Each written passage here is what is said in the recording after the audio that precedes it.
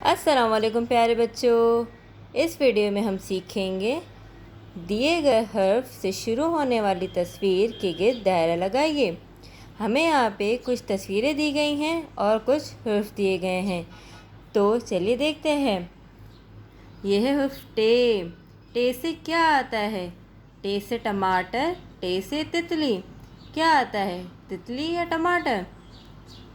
आता है टे से टमाटर। टमाटर के गिर्द लगाएंगे दायरा। क्या लगाएंगे? दायरा।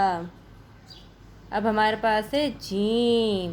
जीम से हमें दो चीज़ें दी गई हैं। कितनी चीज़ें दी गई हैं?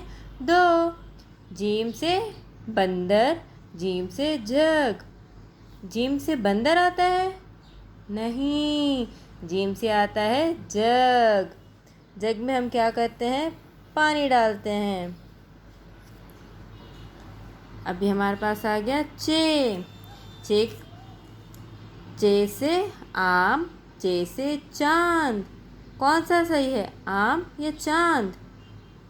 आम तो नहीं लग रहा, क्योंकि आम तो आता है अलिफ मद्दा से। तो क्या आएगा जवाब? चांद। चे से चांद। अब आ गया हमारे पास पे। पे से पत्ता, पे से समर। कौन सा सही है, पत्ता या समर? पे से पत्ता, क्योंकि समर तो से आता है। अब लगाएंगे दायरा पे के ऊपर।